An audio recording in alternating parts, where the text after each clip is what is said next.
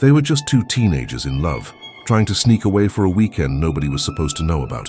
They packed light. They had food, a tent, and the kind of excitement that only exists when you're young and everything still feels like an adventure. They never came back. This is the story of Liana Friedenbach and Felipe Caffé, a case that shook an entire country, exposed the limits of its justice system, and left behind a question that Brazil is still arguing about today.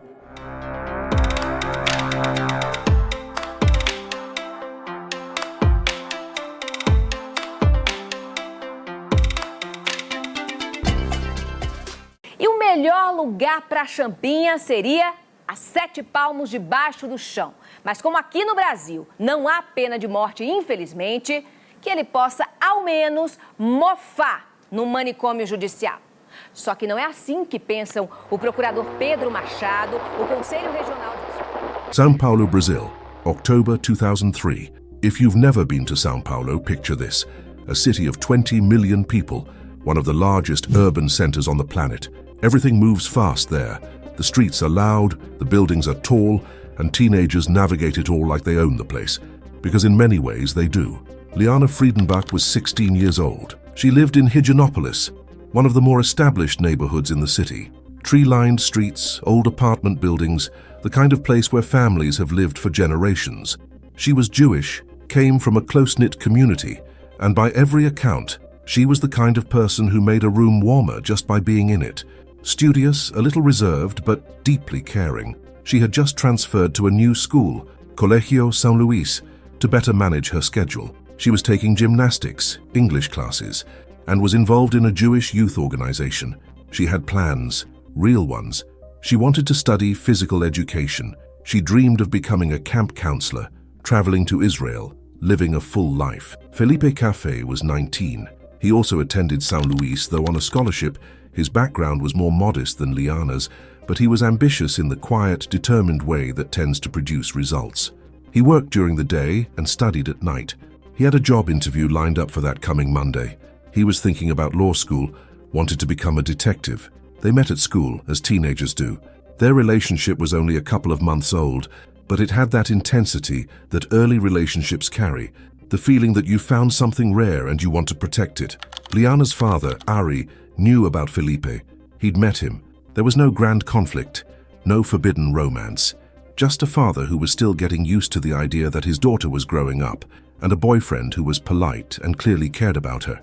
At the end of October, the two of them made a plan. Felipe knew of a place called Sítio do Alé, a plot of land out in Embu-Guaçu, a small municipality about 30 miles from the city center in the direction of the Atlantic forest. The site belonged to a Portuguese artist who used to welcome visitors for camping. It was quiet, wooded, the kind of place you'd take someone you wanted to impress. There was a group of Felipe's friends who used to camp there regularly, but one by one, the friends backed out for various reasons, and rather than cancel the trip, Felipe and Liana decided to go alone. Felipe didn't tell his parents he'd be going solo with his girlfriend. Liana didn't tell her parents the truth at all. She told them she'd be going on a trip with a group from her Jewish youth organization, an excursion, completely safe, nothing to worry about. It's the kind of lie that teenagers have told forever, small, designed to protect a plan, not to cause harm. She wasn't running away. She just wanted a weekend with her boyfriend without the complications of parental approval. That small lie would delay everything that came next. October 31st, 2003. Halloween, though that's not a major holiday in Brazil. Liana and Felipe left school together that evening. They had their backpacks, their tent, supplies.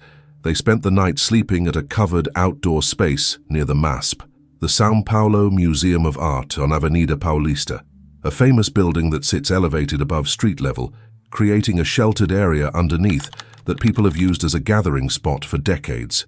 It wasn't glamorous, but they were young, they were together, and they were heading somewhere. Early the next morning, November 1st, they made their way to a bus terminal and took a route toward Embu-Guaçu. When they arrived, they stopped at a small market and bought some food. Then they began walking. The Sítio do Alé was down a dirt road called Estrada do Belvedere, and the path wound through increasingly rural and isolated terrain.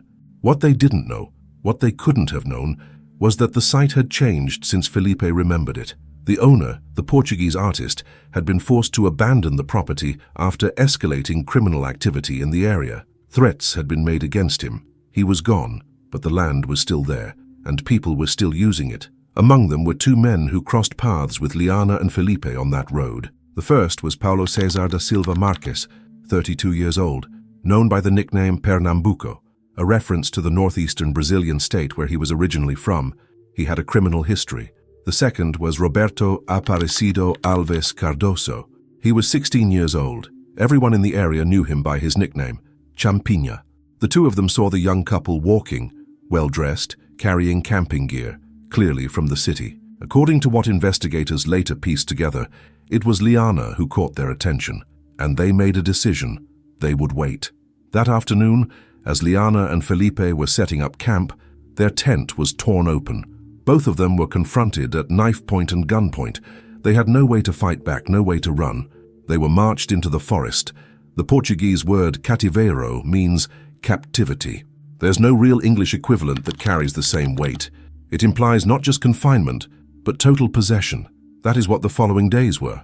Champinha and Pernambuco brought the couple to a rundown structure deeper in the rural area, a place connected to a man named Antonio Caetano da Silva, who served as a caretaker of sorts for properties in the region. Over the following days, 3 more men became involved, Agnaldo Pires and Antonio Matias de Barros, 5 men in total. One of them 16 years old. I won't detail everything that happened during those days, but I won't sanitize it either. Liana was subjected to severe and repeated assault by multiple members of the group from the very first night. She begged them to stop. They didn't. Felipe was held separately and could do nothing. At some point, someone raised the idea of demanding a ransom. Liana, perhaps trying to give the group a reason to keep them alive, mentioned that her family had money. Felipe, whether from honesty or a different kind of strategy, said his family had very little. That calculation, that cruel arithmetic, sealed Felipe's fate. The group decided he had no value. On the morning of November 6th, Thursday, Felipe was taken out into the forest by Pernambuco. Champinha stayed behind with Liana. After walking about 100 meters from her, Pernambuco shot Felipe at close range. He died there. Afterward, Pernambuco left. He fled toward his home state in northeast Brazil. He was done with this, but Champinha wasn't. According to testimony gathered later, Liana heard the gunshot. She asked what happened. She was told Felipe had been released and sent home. She almost certainly didn't believe it. From that moment, witnesses described a profound change in her. She stopped speaking. Her eyes became fixed and distant. She walked when she was told to walk, sat when she was told to sit. She was still there, but she had gone somewhere else inside herself, someplace unreachable, which was perhaps the only mercy available to her. Champinha took her around the region. He introduced her to people he knew as his cousin or his girlfriend. He was 16 years old and completely unafraid. One afternoon, Champinha's older brother saw them together near a lake. He saw a girl who looked out of place. He had heard that police were searching for 2 missing teenagers, but he said nothing. He was afraid. He told Champinha only that their mother and the police were looking for him, then walked away. There is a particular kind of horror in that moment, when a door opens and closes in the same breath. Back in São Paulo, the silence was becoming unbearable. Liana had told her father she'd be at a specific location on Sunday. When she wasn't there and her phone went to voicemail repeatedly, Friedenbach started calling around. A friend of Liana's told him the truth. She had gone to Embu-Guaçu with Felipe. Ari drove there himself. He found the campsite. He found their belongings untouched, food still packed, personal items still in their bags, and he found the tent slashed open. The police launched a full search. Helicopters swept over the forest. Ari received help from a local business person who lent him a private aircraft to drop search flyers over the region. The images of that helicopter overhead, a family desperate enough to take to the air, led some in the media to assume the Friedenbachs were extraordinarily wealthy. They weren't. They were just parents. The case exploded in the national media. Every major news outlet in Brazil was covering it. The photographs of Liana and Felipe circulated everywhere, his easy smile, her direct gaze. From the beginning of the investigation, one name kept coming up, Champinha. He was known in the area. He had a history, but for days there was nothing solid, no one who would talk. It was ultimately a man who worked in the forest, someone who knew those trails, who found one of the group members, Antonio, drunk and muttering to himself near the road. He brought him in. Antonio confessed. The arrests came quickly after that. Champigna was brought in within days. Pernambuco was found and arrested in his home state of Pernambuco, 1,200 miles away. When Champigna was questioned, he revealed where Felipe's body was. But he insisted that Liana was alive, that Pernambuco had her. The police didn't believe him. They were right not to. On the morning of November 8th, Champigna had told Liana he was taking her to a bus station, that he was letting her go. She walked with him into the forest one more time. Near a stream, he attacked her. The assault was severe and sustained, more than 15 separate wounds. She died there. The bodies of both Liana and Felipe were found by investigators on November 10, 2003. After Liana's death, her family received something in the mail. It was a letter from FUVEST, the foundation that administers university entrance exams in the state of São Paulo, one of the most competitive academic processes in Brazil. Liana had been accepted. She had sat for the exam. She had passed. She was going to university. The letter arrived after she was already buried. Her family kept her room, her chair at the table, the life she had been about to begin. Her father, Ari, had gone to Embu-Guaçu himself during the search, had walked some of those same roads, had spoken to local residents, had driven through the night not knowing what he would find. In the months and years that followed, he became one of the most visible advocates connected to this case, speaking publicly about what happened and what it meant. He didn't survive it intact. No one in the family did. A close friend of Liana's attempted to take her own life in the aftermath. Ari himself became severely ill and passed away years later, his health never having recovered from what he endured.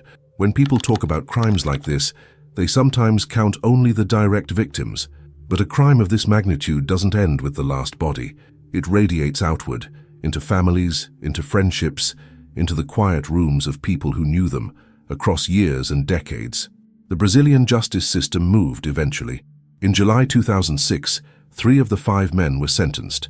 Antonio Caetano da Silva, the caretaker who provided the location, received 124 years.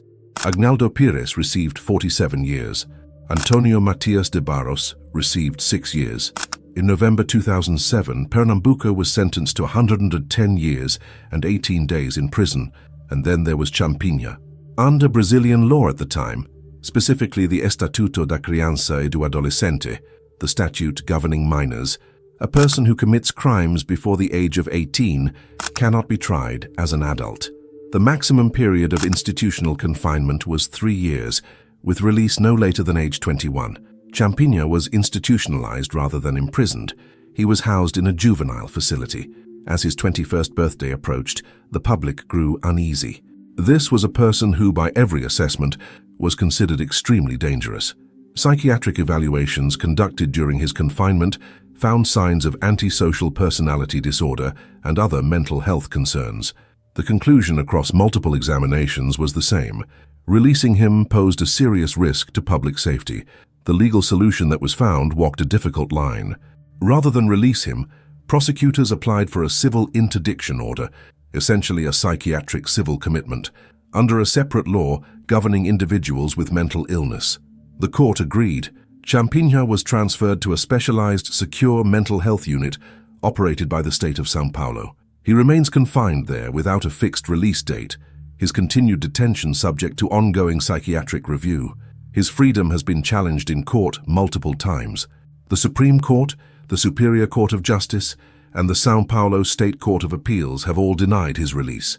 In 2007, a Brazilian television station filmed inside his unit and broadcast the footage: a private room, a television, regular meals prepared by nutritionists. The public reaction was immediate and fierce. The state government defended the conditions, noting that the goal was treatment and secure containment, and that the alternative, having him on the street, was worse. Legal scholars pointed out that the entire arrangement existed in a gray area. He was neither imprisoned nor free, held under civil rather than criminal law, the original confinement period long since expired. Some called it a creative legal fix. Others called it a symptom of a broken system. The debate over the minimum age for criminal responsibility, whether 16-year-olds who commit extreme acts of violence should face adult prosecution, had been ongoing in Brazil for years before this case. After it, the conversation intensified dramatically. The case of Liana and Felipe became the central reference point for an argument that has never fully been resolved. I keep thinking about the tent. When Ari Friedenbach arrived at the campsite and found it, the food still there, the belongings still packed, the fabric torn, he knew something was wrong before anyone told him a word. Parents know. You don't need to be told. The evidence is in the absence. Liana was 16, Felipe was 19. They snuck away for a weekend, the way people do when they're young and in love, and the world feels both large and manageable at the same time. They were gone within hours of arriving. I think about Felipe's job interview on Monday morning that no one called to cancel. I think about Liana's acceptance letter sitting in a mailbox, full of a future that had already ended. I think about her father driving down a dirt road in Embu-Guaçu, calling her name. This case changed Brazil. It changed how people talked about juvenile crime, about what justice means when the person who commits the worst act is not yet an adult under the law. It changed families who had never heard of Embu-Guaçu before November 2003. It didn't change the fact that a 16-year-old girl never came home from a camping trip. Some things don't get resolved, they just get carried. If this story affected you, if it made you feel something, think about something, argue with someone in your head, I'd genuinely like to know. Drop a comment below. Tell me what you think about the legal situation, about what justice actually looks like in a case like this, about anything this brought up for you. And if you're not subscribed yet, now's the time. There are more stories like this one waiting. Hit the button and come back.